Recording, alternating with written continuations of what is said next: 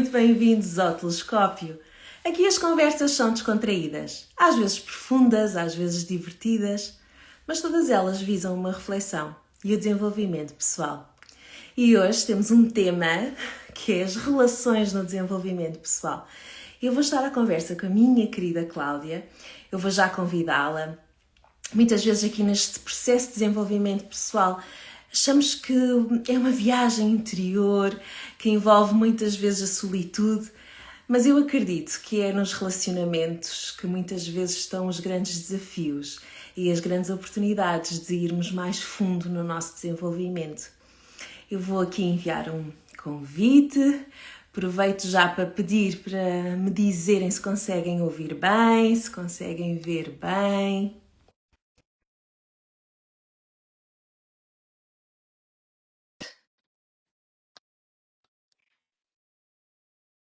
Vão-me dizendo coisas. Conseguem me ouvir? Alô, minha querida! Olá! Como estás? Muito bem, obrigada. E contigo, tudo bem? Tudo bem? Olha, estou muito contente por estar aqui à conversa contigo. Aproveito de dizer que eu acho que a vida é assim mesmo fantástica. Estava aqui há uns minutos atrás a preparar a nossa conversa e lembrei-me que a nossa amizade já é tão longa, não é? Somos amigas através dos nossos pais. Exatamente.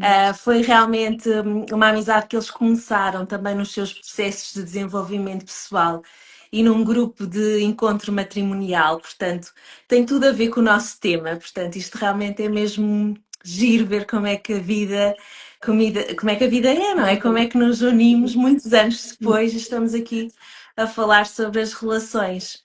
Por isso, olha, Exato. muito, muito obrigada por teres aceitado, estou mesmo muito contente. E E eu queria, também. queria que bom. Olha, queria saber um bocadinho de ti, queria saber qual é o teu percurso até ter chegado às constelações sistémicas e ao enneagrama. O que é que te levou a ir fundo e ter estudado todas estas questões? Olha, hum, esta busca constante de me conhecer melhor foi talvez aquilo que me levou a estudar e, em primeiro lugar, a conhecer-me a mim. É lógico e evidente que tudo começou com um acontecimento muito marcante na minha vida, que foi o meu divórcio, e efetivamente isso fez-me ir à procura de respostas sobre aquilo que foi. hum, eu tinha muitas crenças, todos nós vivemos com crenças muito enraizadas do que é certo e do que é errado, daquilo que perspectivamos, das expectativas que temos com o nosso futuro, com a nossa vida, e de repente esse castelo, esse mundo encantado que eu própria construí, levou-me realmente aqui a tentar encontrar este caminho, algum sentido numa altura em que a vida perdeu um bocadinho esse sentido efetivamente. E foi Uhum. assim que eu realmente, procurando estas respostas, muito comecei efetivamente pela parte sistémica e por esta necessidade de perceber que efetivamente tudo aquilo que é a nossa vida, nós não somos assim tão livres como pensamos, somos muito mais leais do que livres, como diz o Bert Hellinger das constelações familiares, porque nós efetivamente repetimos padrões, quer seja por julgamento, quer seja por oposição, quer seja repetindo, portanto há aqui uma série de coisas que eu precisei de compreender sobre a minha própria vida. E foi isso, e foi essa a caminhada que me levou efetivamente a estudar e a fazer as formações que eu fiz, mas muito em primeiro lugar para mim. É lógico e evidente que percebi que estas ferramentas são muito poderosas e que eu posso e tenho estado a ajudar outras pessoas, até porque eu sou assistente social, não é? E, Uhum. portanto, já trabalho na ajuda com uma população muito específica, toxicodependência e alcoólicos, há 25 anos, portanto, é muito tempo que faz parte da minha vida e estas ferramentas ajudam a mim e aos outros, ao meu relacionamento amoroso atualmente também, é fundamental as ferramentas todas que eu fui estudando, aprofundando e vivendo cada uma delas, porque eu costumo sempre dizer que a visão sistémica e as constelações sistémicas é uma filosofia de vida, muda completamente a nossa consciência, a nossa postura perante aquilo que é a realidade que nós assistimos todos os dias. Certo. Olá a todos, muitos olás, muitas boas noites, sejam todos bem-vindos. Podem deixar aqui questões.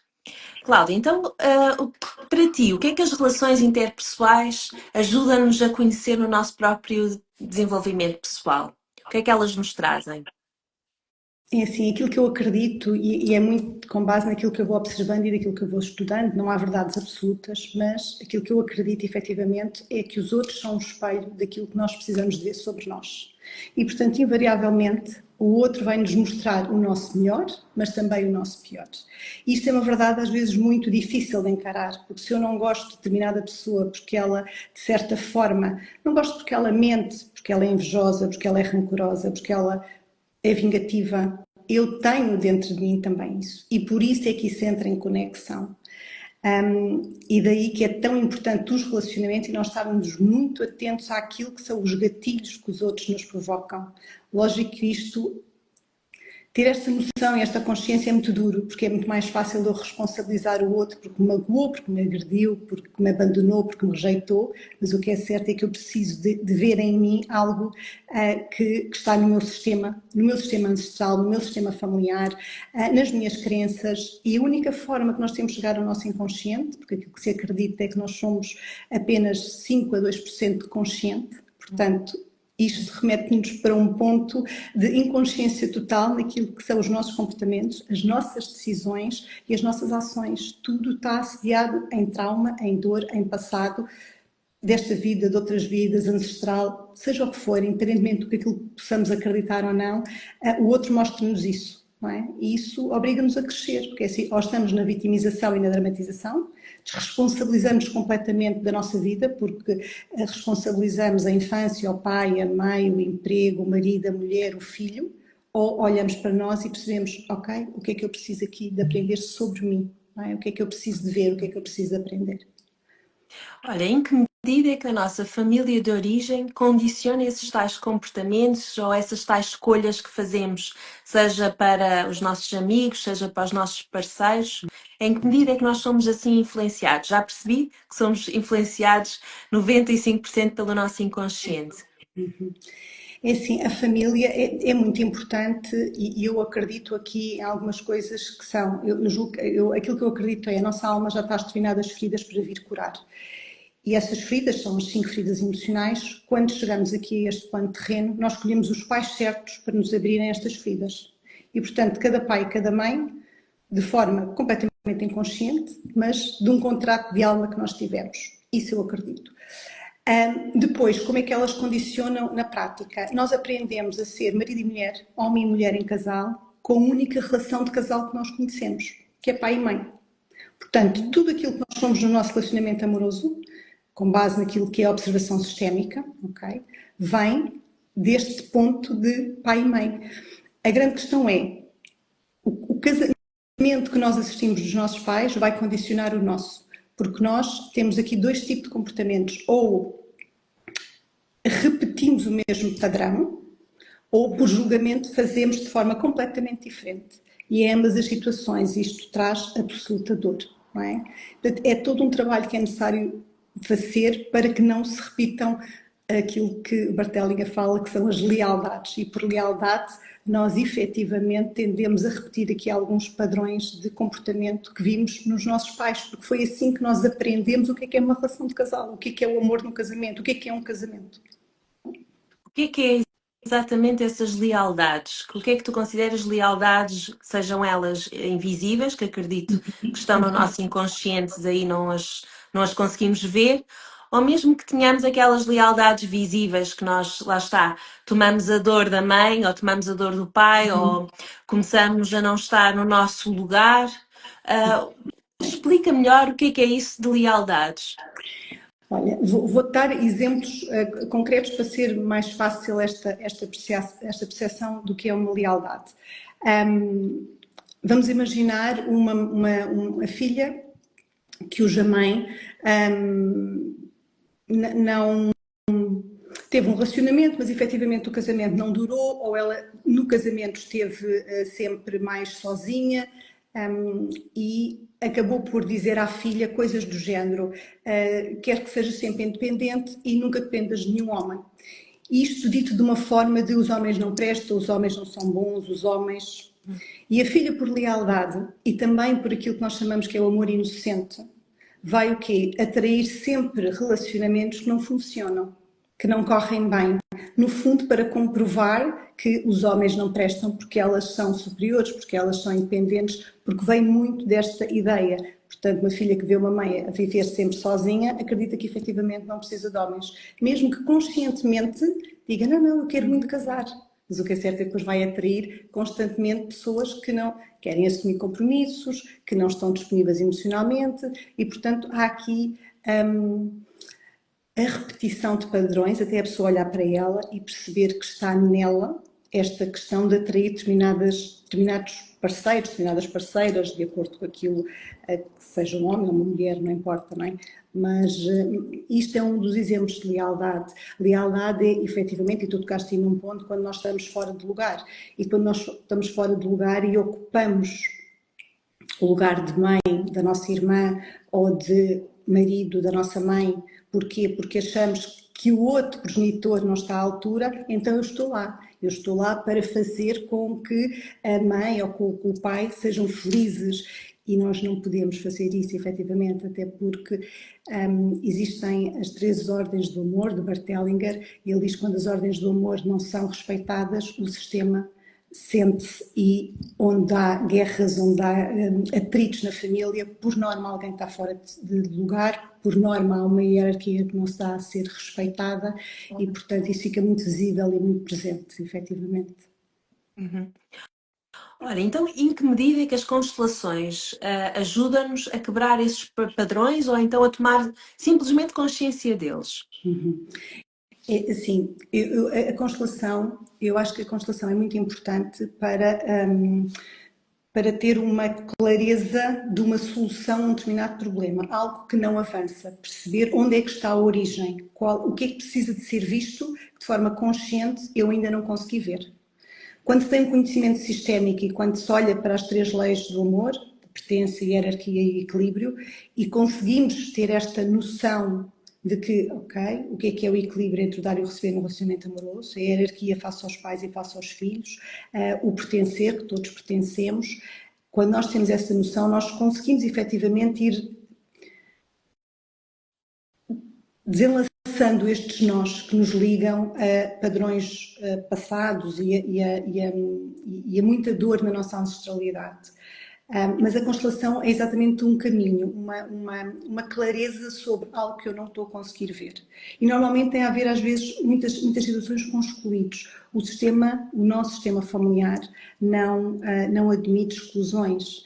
E o que acontece ao longo da nossa história ancestral, houve sempre pessoas excluídas, quer sejam porque foram filhos fora do casamento, ou porque tinham problemas de dependências, ou mulheres deixadas no altar. São aquelas situações em que não vamos falar sobre aquele membro familiar que nos envergonhou, ou que foi um homicida, e de repente isso tudo faz com que haja aqui algo dentro de nós que nós vamos repetir algum comportamento, alguma exclusão dentro de nós e a constelação permite às vezes visualizar isso, trazer clareza sobre o caminho.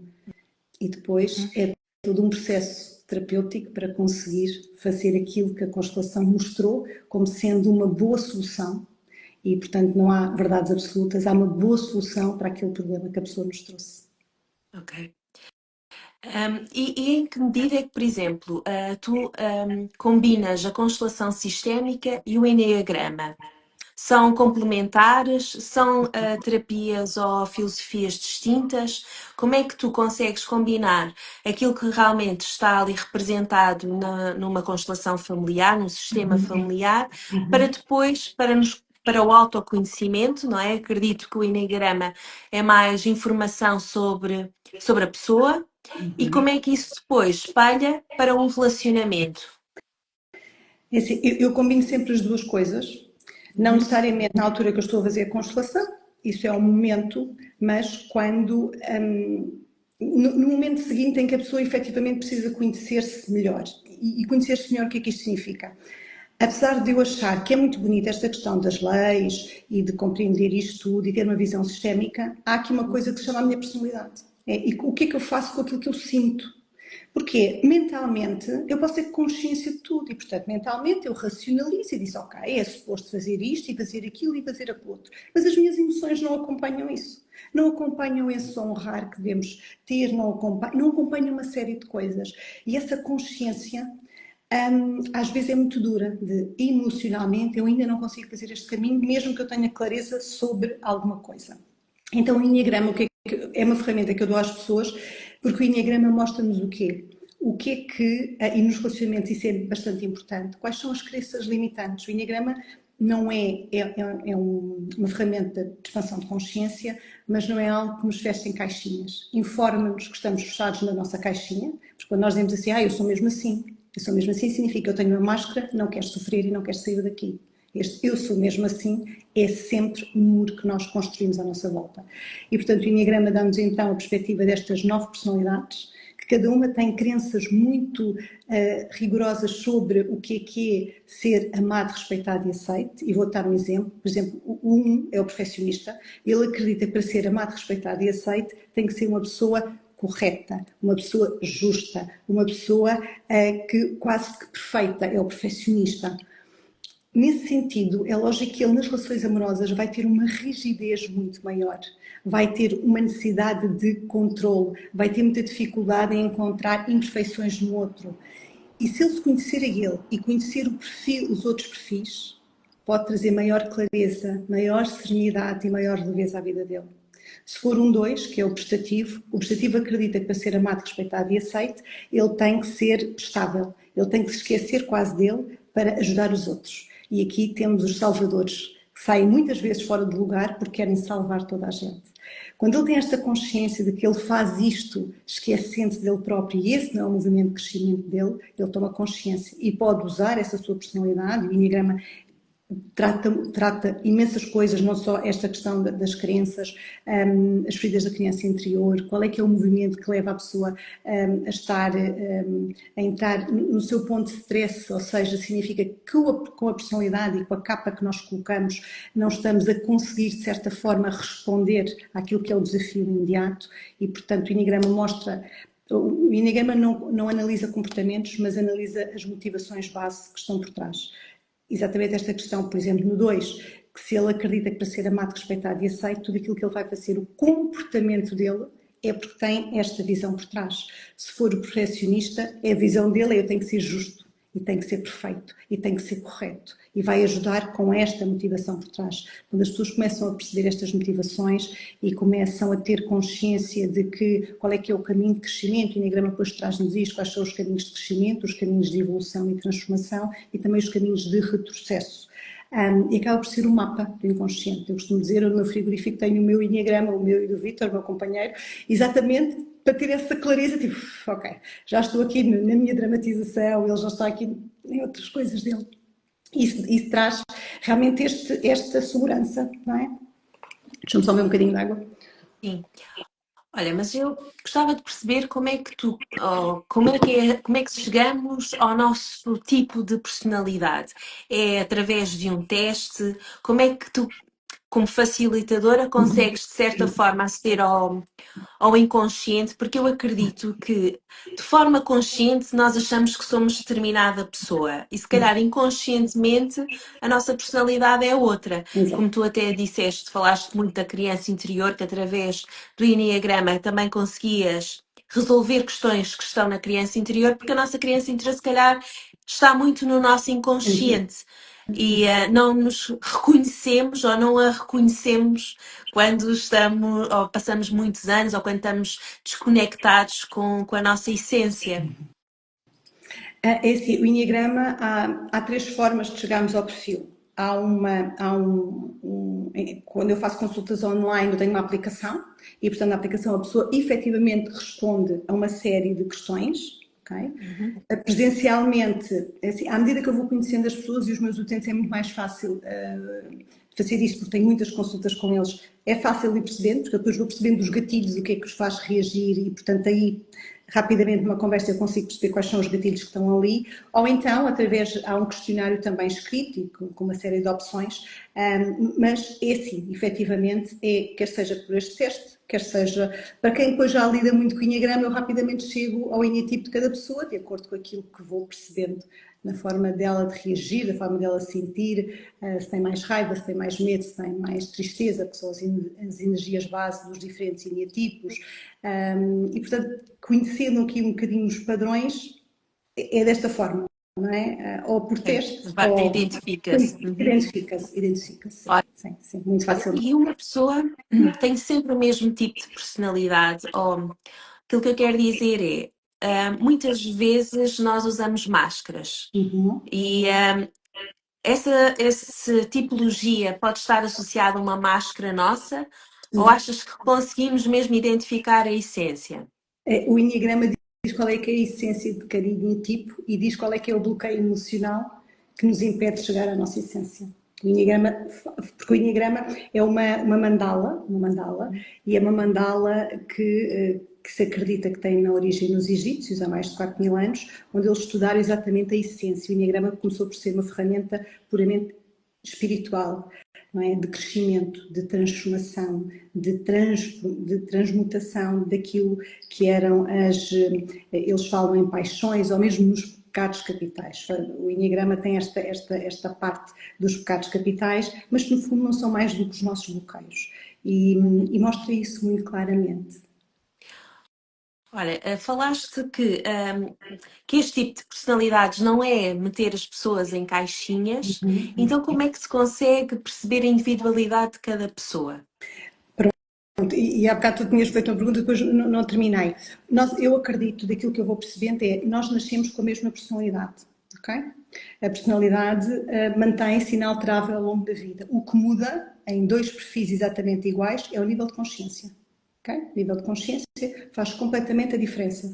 E se vocês virem, não sei se alguém vê, mas os Casados à Primeira Vista, e o Eduardo Trugal, que é o meu mentor, fala muito nisso, nós vamos percebendo que perfis iguais às vezes se comportam de maneira completamente diferente, exatamente pelo nível de consciência que têm. Pronto. A grande questão das máscaras, e nós vamos tendo, o Enneagrama mostra efetivamente que outras ferramentas é que nós temos da nossa personalidade, para onde é que nós podemos crescer. E quando nós temos essa clareza, é-nos mais fácil, efetivamente, identificar a máscara e dizer, ok, já estou na máscara, precisei de sentir isto agora. É o que é. Às vezes só temos que aceitar isso, mas já sem responsabilizar os outros. E essa às vezes é a grande questão que surge nos diferentes eneatipos. É esta consciência maior de que a nossa personalidade está lá e vai lá estar sempre, e há momentos em que a gente tem que dar colinho a essa personalidade. O perfeccionista às vezes vai ter que fazer as coisas no perfeccionismo dele e na rigidez, e está tudo bem.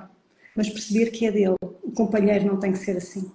Não é porque o companheiro faz uma coisa diferente daquela que ele faz que está errado. A questão é só a pessoa ir tendo consciência cada vez maior.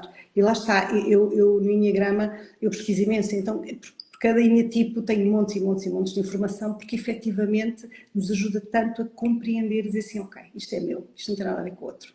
Não é? Isto são as minhas carências, isto são as memórias de dor que eu trago aqui, a sensação que fui abandonada, ou que fui rejeitada, ou que fui traída, ou que fui humilhada. O Enneagrama expressa e mostra isso. Por isso o Enneagrama para mim é a ferramenta que me ajuda, a mim e às pessoas que eu vou acompanhando, a depois a lidarem com aquilo que é a parte mais sistémica.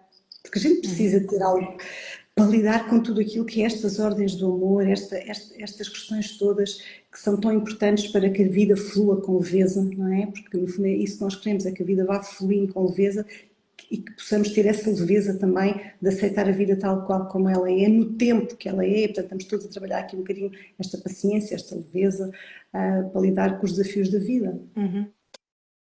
Olha, e quais é que são os tipos do Enneagrama que tu achas que são mais difíceis de se relacionarem, sobretudo em relacionamentos amorosos?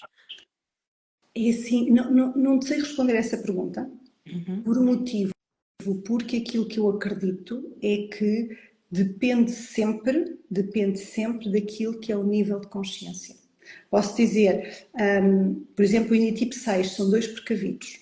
É um perfil mental que tem muito medo. Medo é a grande dificuldade deles. No relacionamento amoroso, Se os dois entrarem com este medo, com esta desconfiança, depois são altamente desconfiados, com este medo, com esta desconfiança, dificilmente conseguem avançar no relacionamento. Se tiverem alguma consciência e o caminho de crescimento deles é terem coragem, apesar do medo, pode ser que se vão entregando aos poucos no relacionamento.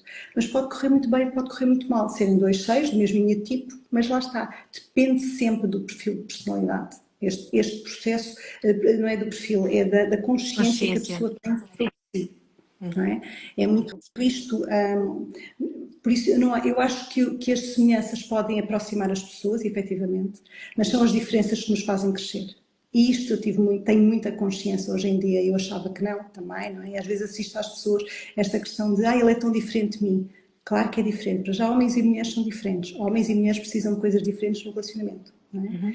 E trazer isso para a comunicação de casal é importante, não é porque eu faço de uma maneira que o outro está errado. É simplesmente porque o outro é diferente, é um homem, eu sou uma mulher, não é? E é trazer essa empatia e essa compaixão pelas diferenças. E por isso no Enneagrama, lá está, havendo desenvolvimento pessoal, havendo terapia, havendo autoconhecimento, todos os eneatipos podem se relacionar uns com os outros. Todos. Há desafios em todos eles, sim. Okay. Em todos eles há desafios. Okay. Não há incompatibilidades, assim à primeira? Que eu saiba, não. Okay. Se há, não sei. Mas assim que eu saiba, não me parece, mas lá está, volto a dizer, tudo depende daquilo que é o nível de consciência. Se cada um deles estiver muito fechado na sua personalidade, e lá está, os eneatipos eles depois dividem-se em emocionais, mentais e corporais. E, por exemplo, os corporais têm uma visão muito polarizada do que é certo e do que é errado, do que é justo e do que é injusto. Uma personalidade muito focada nisto, e nós vimos, infelizmente, cada vez mais na comunicação social, visões muito polarizadas de quem está certo, quem está errado, o que é justo e o que é injusto, o que é bom e o que é mau. Isto são visões altamente polarizadas. O eneatipo que tem esta visão altamente polarizada não vai aceitar o outro, porque a verdade dele é mais importante que a verdade do outro. Quando ele percebe, ok, a minha verdade é só para mascarar aqui uma ferida que eu tenho. É só porque eu preciso de garantir, porque no fundo o que acontece, e a personalidade surge muito de uma necessidade que nós, quando nascemos, temos. O bebê, quando nasce, cada um de nós, quando nascemos, temos uma necessidade fundamental de sobreviver. Todos nós. Isto é instintivo. Nós nascemos e temos este instinto de sobrevivência. E ao ter este instinto de sobrevivência, o que é que nós vamos fazer? Nós vamos instintivamente perceber o que é que nós temos que fazer para que os nossos pais nos deem atenção. Isto é tudo instintivo. E, portanto, eu vou criar a minha personalidade de acordo com aquilo que eu acho que eu preciso de fazer para ser aceita, respeitada e amada. Só que quando a gente chega à idade adulta, isto complica-se, porque efetivamente nós temos esta máscara e o que nós queremos é continuar a manter essa máscara para não voltar a sentir as memórias de dor das vezes que não fomos correspondidos em amor, em atenção, em afeto, que a criança achou que tinha direito, ou que achou que necessitava, ou que não soube receber de pai e de mãe. Há uma série de coisas, não é? E então é um desafio, efetivamente, este processo de crescimento, que nós temos que olhar para trás e ressignificar o nosso passado, porque quem não está disponível para aceitar o passado tal e qual como foi, não está disponível para a vida, não está disponível para olhar em frente, não é? Por muitas dores que possamos trazer do passado, eu acho que temos que olhar para elas como forma de aprendizagem, fazer a terapia necessária para as ultrapassar, isto é fundamental, mas depois andar em frente, honrar pai e mãe, honrar não é obedecer cegamente, é escolher o nosso caminho, tomar decisões, ainda que vá contra os valores, as crenças e as expectativas de pai e de mãe. E aí é que é duro, porque nós mesmo em adulto vamos à nossa criança e o que é que nós queremos? A aprovação. E a aprovação dos pais. E achar e desejar que eles aceitem as nossas decisões e que compreendam as nossas decisões. Não podemos estar à espera dessa aprovação, porque eles tiveram a história deles, nós aceitamos, mas a nossa história é diferente, o nosso caminho é diferente, as nossas escolhas são diferentes. Portanto, esse é o outro processo de crescimento, é nós estarmos reféns da aprovação. Quer seja dos pais, quer seja das outras pessoas, mas no fundo quando a gente está à procura da aprovação, significa que eu não estou bem comigo própria. Em primeiro lugar, Pois eu não, não então, gosto o suficiente, não é? sim, que ainda não adultecemos, digamos assim, ainda É um somos as processo. crianças. Uhum. E todos nós temos estas dificuldades. O Enneagrama também mostra muito, muitas vezes nós temos mais dificuldades na aprovação ou com os amigos, ou com os pais, ou com o companheiro. Portanto, há momentos em que nós sentimos mais seguros com algumas pessoas, mas há outras que ainda estamos carentes dessa aprovação, quase desse Esse aplauso amor. por aquilo, não é? E desse amor. E no fundo é um bocadinho isso, no fundo nós estamos sempre a espelhar o amor que sentimos que não recebemos, que está só na nossa criança. Efetivamente todos recebemos o amor que os pais nos conseguiram dar da melhor forma que eles puderam, não é? Claro. Olha, e há algum tipo de personalidade que não esteja tão predisposto ao autoconhecimento? Essa é uma pergunta curiosa, efetivamente. Daquilo que eu vou lendo, há um determinado eneatipo que, como tem um processo de. Nós todos temos processos de defesa, o nosso ego entra em processo de defesa quando não quer ver determinadas coisas. E há um eneatipo que o processo de defesa dele é a racionalização, ou seja, ele tem uma capacidade mental de dar a volta ao texto, de argumentar. E, portanto, é talvez o mais difícil, que é o eneatipo 7, que é o entusiasta do Enneagrama. Pronto. E, portanto, daquilo que eu vou lendo e daquilo que eu vou percebendo, e também não tenho muitos, tenho alguns utentes 7, mas efetivamente são os mais difíceis depois, porque quando eles não querem sentir dor, portanto é o eneatipo que acredita que para ser amado, respeitado e aceito tem que ser uma pessoa alegre e feliz e está tudo bem, e portanto ele quer sentir muita leveza e muita alegria, e portanto é um otimista por natureza, o que é excelente, não é? Mas quando é para tocar a dor, o processo de racionalização é uma coisa impressionante. Eles conseguem ter uma capacidade argumentativa gigante, gigante, efetivamente. Ok, vou saber. Mas pronto, é lógico que Olha, quem não sim, tem consciência, não é? Eu pois, às vezes quando falo, e no meu serviço, eu às vezes mando informações sobre os vários eneatipos e é engraçado algumas pessoas dizem, não me revejo em nada. Não tenho consciência nenhuma. Nenhuma. pois, Eu não sou assim. Eu, vingativa, nunca jamais entrei para algum. Não tenho consciência que está lá. Que está lá. Porque depois nós, há as sombras da personalidade, o ressentimento faz parte de uma determinada personalidade, a vingança faz parte de outra, o orgulho faz parte de outra. São estas pequenas características que não permitem a pessoa evoluir e crescer e trazer maior leveza, não é? No fundo é isso, maior leveza à vida, e maior aceitação na vida tal e qual como ela é. E dos outros, e na relação com os outros, pois isto tem um impacto na relação com os outros, não é? olha, e quando é que conseguimos perceber se uma relação está a contribuir para o nosso desenvolvimento ou está a limitar-nos?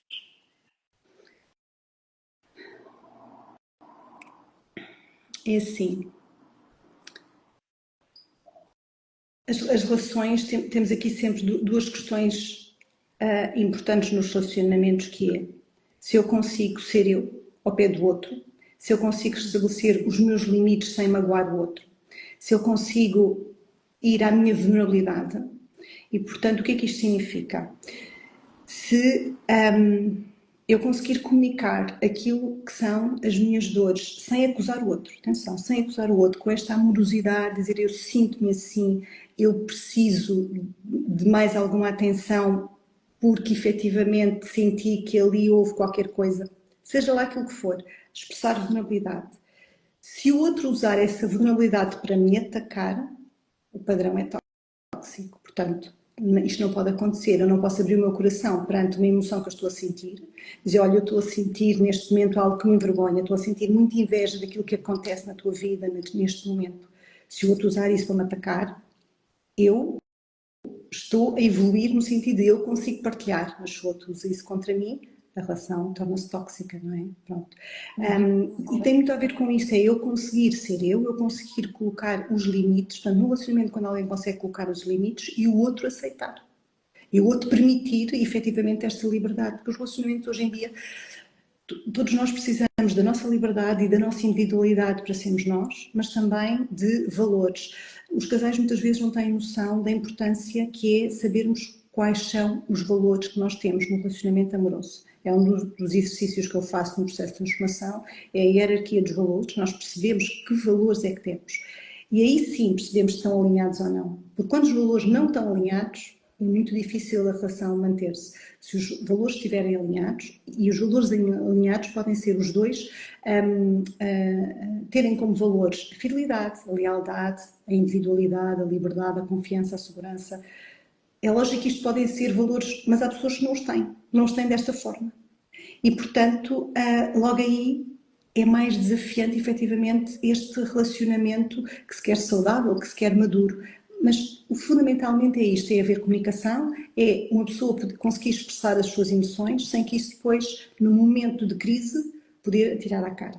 Não é? Porque, no fundo, é isso que nos permite crescer. É lógico que se eu não consigo colocar limites, se eu digo sim a tudo, só para ser boazinha, se eu não expresso aquilo que eu sinto, aquilo que eu preciso, com medo de perder o outro, é lógico que não estou a crescer, estou lá sossegadinha. Não, é? Não estou a priorizar-me, a priorizar as minhas necessidades, a minha individualidade. É? Por exemplo, o linha tipo 2 tem dificuldade nisto muitas vezes, porque está tanto focado no outro que se esquece dele próprio. Não é? E, portanto, cada tipo reage de formas diferentes, mas efetivamente esta questão da comunicação amorosa, com respeito, não é? O outro, porque sempre que algum membro do casal diz alguma coisa ao outro, normalmente, e vou falar agora de homens e de mulheres, se uma mulher está a expressar uma necessidade emocional ao homem, há dois gatilhos que surgem no homem, culpa e vergonha. Culpa porque não antecipou a necessidade, mas ele não tem que adivinhar. Não é? Porque quem adivinha, quem tem o poder de adivinhação sobre as necessidades de alguém é a nossa mãe, quando nós somos pequeninos, ou nós enquanto somos mães. O marido não tem que adivinhar rigorosamente nada do que a gente quer ou pensa, mas isso vem logo, emerge logo estas feridas de eu não sou suficiente, eu sinto culpa porque não consegui antecipar, eu sinto vergonha não ter sido capaz, portanto há aqui uma série de coisas. E então isto é um caminho devagarinho. E, portanto, a amorosidade com que a gente vai partilhando as coisas é fundamental para que o outro não desperte estes gatilhos. Não é? Depois o homem tem muitas vezes faz barreira emocional, que é fica calado. A mulher precisa de falar e o homem precisa de silêncio. Respeitar estes tempos também é importante, não é? Entre aquilo que são as minhas necessidades de falar em demasia sobre as emoções e perceber que o outro pode não estar no momento de ouvir, ok, aceitar também que se calhar aquele não é o momento, mas o outro também está disponível para ouvir no tempo certo e conversar. O diálogo acho que continua a ser, apesar de poder parecer que tem pouca importância, mas o diálogo é fundamental, mas quando é um diálogo honesto, sobre as partes mais negras de nós, sobre as emoções que nós estamos a sentir, mesmo que eu me possa sentir, ok, estou a parecer que estou carente, estou se calhar neste momento, e está tudo bem. Certo? Ok, isto é por causa da mãe, do pai, da avó, da tia, está bem, mas neste momento no relacionamento estou triste, estou a precisar de colo. Isso é importante ser dito, para que o outro possa, de certa forma, também acolher essa nossa vulnerabilidade, acolher essa nossa carência naquele momento. Não é? Olha, trouxeste aqui dois pontos que eu queria muito falar, que é então esta questão da vulnerabilidade. Portanto, eu acredito que nestas relações de igualdade, em que há equilíbrio, não é? Sobretudo as relações amorosas, as relações de amizade, tem que haver realmente este espaço para sermos vulneráveis. E também queria trazer o nosso lado sombra que todos nós temos e acredito que cada tipo de personalidade tem e que seja fácil de identificar, porque muitas vezes os relacionamentos são feitos à base, lá está, de máscaras, à base de expectativas e, sobretudo, num lado idílico que somos perfeitos, ou que queremos o relacionamento perfeito e que somos pessoas perfeitas e queremos parceiros perfeitos à nossa altura. Só que isto é tudo uma utopia, portanto, termos noção de que somos feitos de duas coisas, não é? Somos feitos de luz e de sombra, somos feitas de aspectos positivos e outros menos positivos. E isto positivo não é bom e mau, é É o questões que é o gostamos que é. mais ou gostamos menos, ou que temos, lá está, mais necessidade e orgulho em expor, e outras temos que, se calhar, mais necessidade ou medo de expor e medo de mostrar quem efetivamente somos. Queria que falasses, se calhar, isto, sobretudo, lá está, para evitar estas relações tóxicas, para evitar relações que nos limitem, o papel que isto desempenha no autoconhecimento, sobretudo. Porque o outro a gente não consegue controlar, só por isso. Exatamente, e por isso é curioso isso que acabaste de dizer, porque eu só consigo, e muitas vezes o que acontece e é mais as mulheres, também não podem ser os homens, é as mulheres quando vêm com queixas daquilo que o marido é. A grande questão é que quem eu tenho à minha frente é a mulher, é com ela que eu tenho que trabalhar. E nesse sentido, ela tem que olhar é para ela. Porque se ela não se conhecer, ela não vai conseguir perceber não é porque é que está com aquele homem ou não, porque é que ela até pode ter o homem certo, mas ela tem que perceber o lado sombra, lá está, o lado sombra dela, o que é que a faz ser ou rígida no relacionamento, ou esquecer-se dela e querer o outro em demasia de uma carência absoluta, ou focar-se demasiado em objetivos rápidos, ou querer sentir-se única e especial e ninguém consegue atingir efetivamente ou dar aquilo que a pessoa quer. Porque nós crescemos, e falaste um bocadinho dos relacionamentos perfeitos, nós todos crescemos com a Disney e com os relacionamentos da Disney. E os relacionamentos da Disney mostram-nos o quê? Há toda uma série de desafios até que a princesa é salva pelo príncipe, casaram e foram felizes por sempre. Fim de história. E nós acreditamos nisso. Tipo, ok, os desafios foram até conhecer, de repente chega o príncipe, salvou-me e foi feliz para sempre. Não. Pronto, e essa é a questão às vezes mais desafiante, é perceber que não há relações perfeitas. Agora, as relações podem ser saudáveis se ambos estiverem disponíveis neste crescimento, mas isso percebe-se, porque se a mulher tiver dúvidas sobre aquele relacionamento, é porque não se conhece. Porque a partir do momento em que ela se conhecer, e se ela souber da sua vulnerabilidade, de falar com amorosidade, aí vai começando a perceber se aquela pessoa é ou não aquilo que ela pode contar como um companheiro que a ouve, que a escuta, que lhe dá a segurança emocional, que lhe dá esta sustentação amorosa de que ela precisa. Só que ela precisa de comunicar as suas emoções. E muitas vezes, olha, por exemplo, nos relacionamentos mais longos, muitas vezes os casais caem na armadilha de achar que ele já devia saber como eu sou. Ele já devia saber aquilo que eu precisava.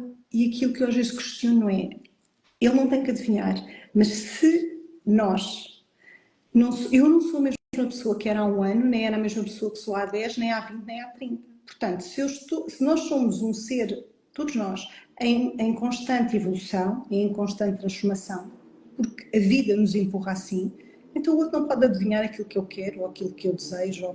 Ele já devia saber. Não, não devia. A aprendizagem é eu tenho que pedir, eu tenho que expressar a minha emoção. E às vezes as mulheres também não querem isso, não querem sujeitar-se a pedir. Não, temos que pedir. Temos que pedir com humildade. Olha, será que me podes ajudar aqui? Será que podes fazer isto? Eu agora preciso da tua atenção. Como é que, se não está a resultar, voltar a conversar? Porquê que isto não está a resultar?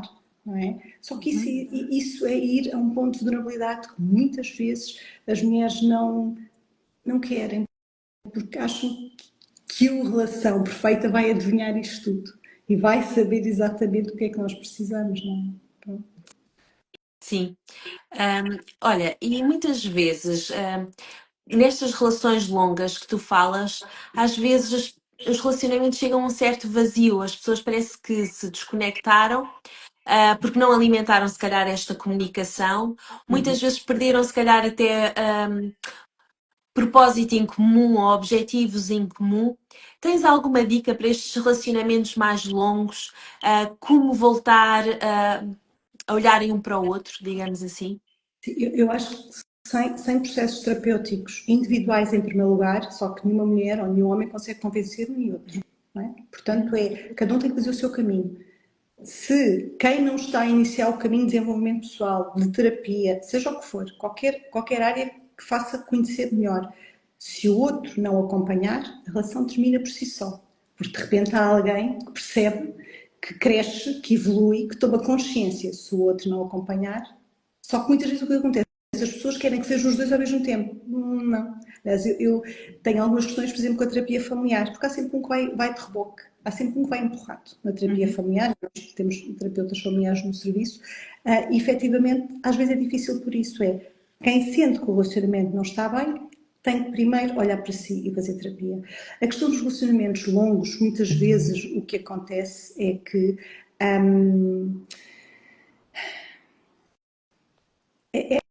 esta questão, isto do autoconhecimento, do desenvolvimento pessoal, é relativamente recente, não é? Se nós andámos 50 anos para trás, ninguém sabia o que isto era. Portanto, as pessoas fizeram o melhor que podiam.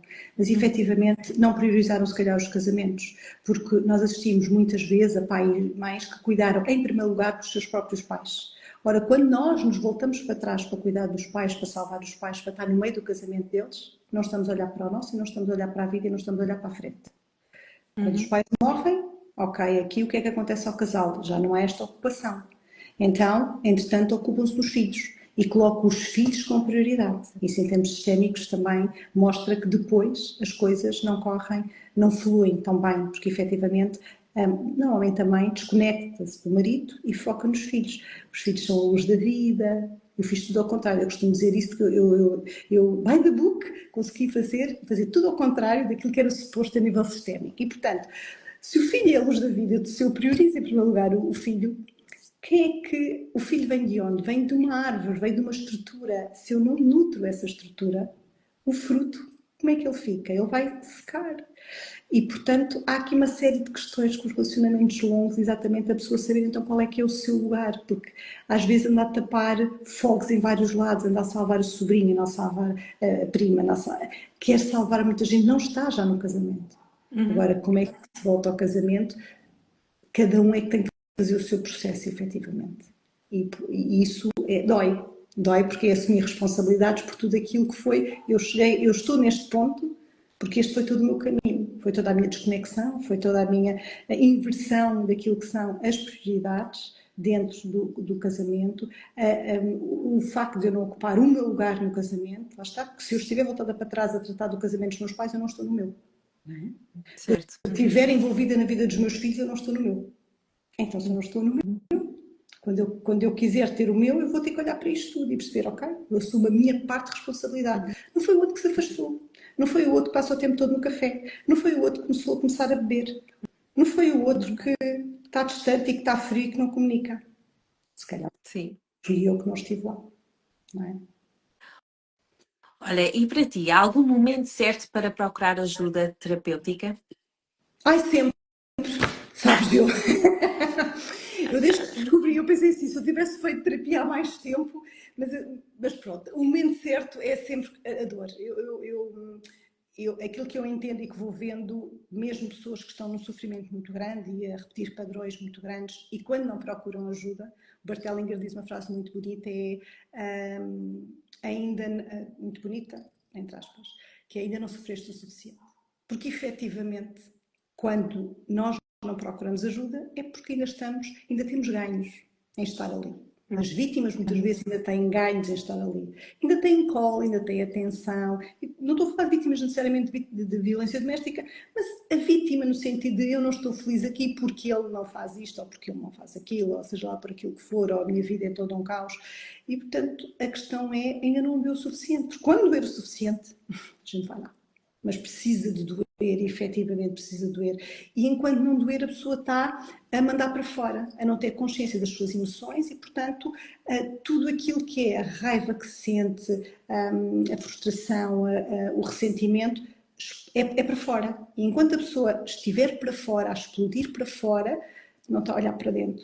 E só quando olha para dentro, só que isso dói. É demasiadamente doloroso porque vamos ver coisas que não queremos sobre nós, vamos perder importância. Por exemplo, alguém que quer salvar o mundo inteiro e que está a ocupar o lugar de toda a gente, eu tenho muitas pessoas assim, que estão a tentar salvar o mundo, todo o outro mundo, porque não querem olhar para elas. Se elas começarem a olhar para elas, no lugar perdem importância. Eu já não estou cá como salvadora. Tenho que aceitar que não tenho poder perante aquilo que é o destino de cada um. E isso também é algo muito importante. Eu acredito que todos nós temos um destino, e esse é um destino evolutivo. seja ele qual for. E, portanto, eu não estou em condições de salvar nenhum adulto, ponto. Enquanto ele não estiver disponível para aceitar qualquer ajuda, para ele fazer esse movimento e para o pedir. Mas o julgo tem muito a ver com isso. A dor. A dor tem que ser suficientemente forte para que a pessoa diga, chega, não aguento mais. Ok. Para que depois aquilo também faça sentido, não é? Porque assim, se eu não estiver na dor, eu vou ouvir dizer coisas sobre mim, responsabilizar-me a mim. Como assim? Então, mas agora, quer dizer, agora a culpa é minha porque não é a culpa, é assumir a responsabilidade por tudo aquilo que são as nossas decisões, as nossas emoções e perceber o que é que podemos fazer diferente daqui para a frente, com tudo aquilo que foi o nosso passado e com tudo aquilo que nos conduz, não é? Exato. Olha, gostava só agora rematar com a questão de qual é o papel das relações passadas quando estamos na relação presente? É fundamental, as pessoas não têm noção da importância de todos os nossos relacionamentos amorosos passados. Uma das leis de Bert Hellinger é a lei da hierarquia. E a hierarquia diz que quem vem primeiro tem precedência. Honrar cada relacionamento e aceitar que aquela pessoa nos trouxe o que tinha de trazer é fundamental para que os seguintes deem certo. Por motivo, se eu continuo zangada, ressentida, com tudo aquilo que foram os meus companheiros passados, o que é que acontece? Posso atrair o mesmo tipo de padrão. Se todos me traíram, eu tenho situações de mulheres que todos os relacionamentos foram traídas. E eu questiono o que há em comum nesses relacionamentos. Os homens, não. Em comum é ela. Ela é que atraiu os homens todos que traiu. Então, é preciso perceber. E diz mal de todos. Então, esse respeito por cada parceiro, por muita dor que nos tenham trazido ou por muito amor que nos tenham dado, é importante eles serem integrados, porque eles têm sempre precedência, ou seja, eles chegaram primeiro ao sistema. E lá está, ou atraímos o mesmo padrão, porque aquele padrão daquele homem é para mostrar coisas sobre nós, se eu não aprendi nada sobre mim, vou repetir o mesmo padrão, ou então atraímos pessoas que não estão disponíveis para relacionamentos, para compromissos, que não estão disponíveis emocionalmente, que fazem... que lá está, nesta parte emocional são mais frios, são mais distantes, porque têm tanto medo de se entregar, porque tem a ver efetivamente com esta questão de que não estão resolvidos os outros relacionamentos. Aceitar os relacionamentos é fundamental para haver sucesso no próximo.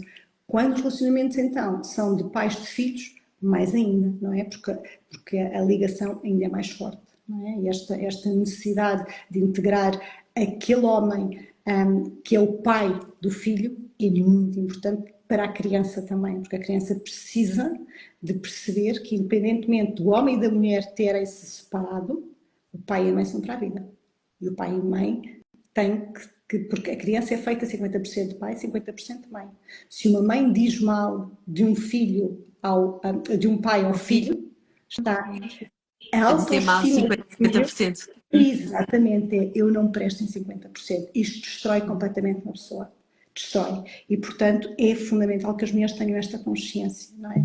Que também, porque é graças àquele homem, e eu falo muitas mulheres porque é com quem eu converso mais, não é? É graças àquele homem que elas foram mães. Portanto, aquele é o pai certo, até porque fomos nós que escolhemos aquele pai e aquela mãe, aquela história, aquele contexto para podermos perceber as feridas que viemos curar.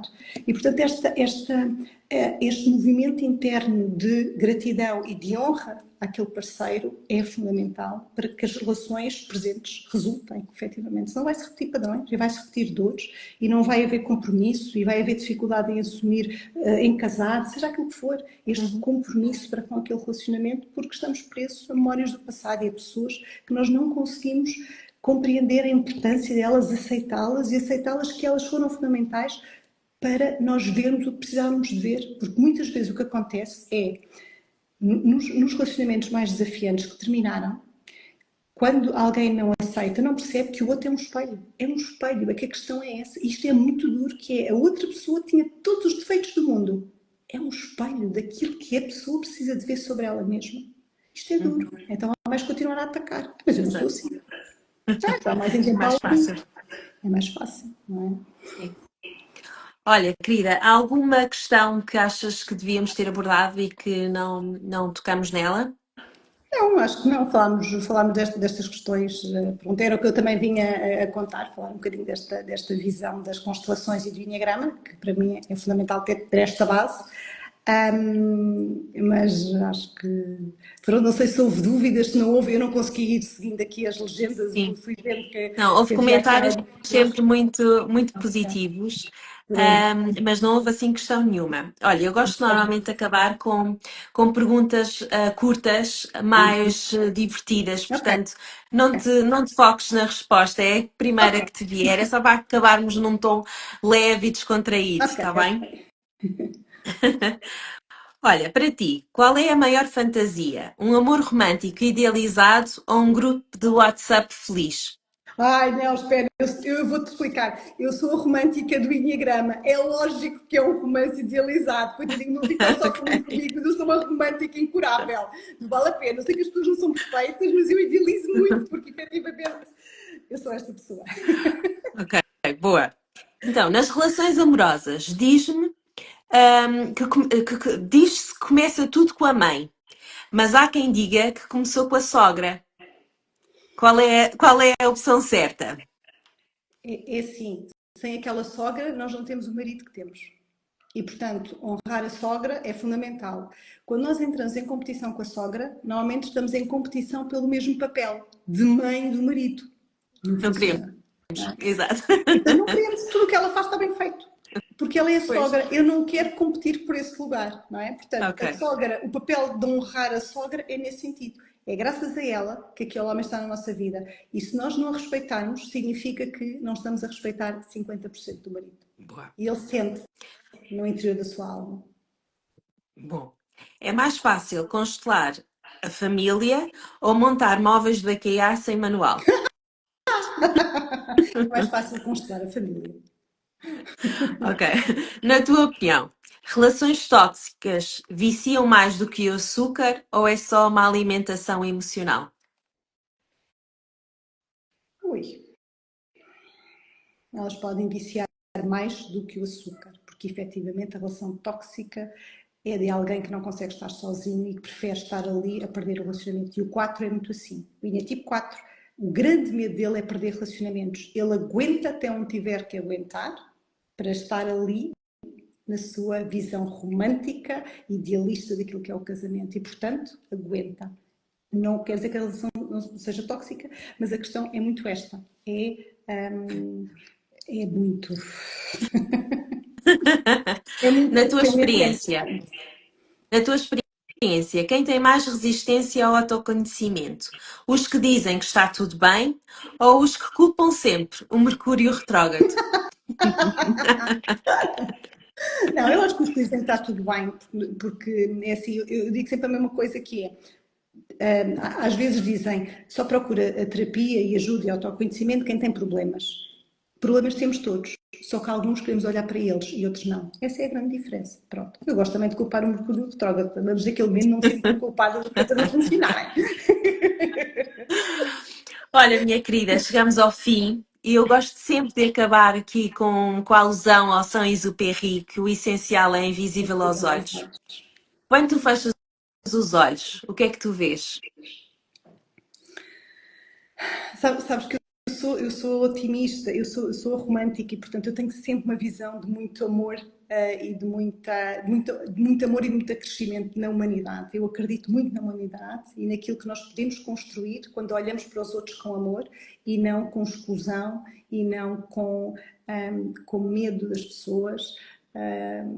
Eu acho que é isso, é muito esta questão, esta visão de que podemos construir pontes quando temos amor para dar uns aos outros. Opa, isso é maravilhoso. Acabamos aqui com amor. Isso foi, olha, foi lindo. Isto é Adorei, minha personalidade, estás a querida. ver? Isto é personalidade Olha que pura. lindo, Oh, corações. pronto, é Oh, isso. tão fofo. Por isso é que eu digo, a personalidade tem que ser feita com. Temos de ter alguma questão com a personalidade, mas.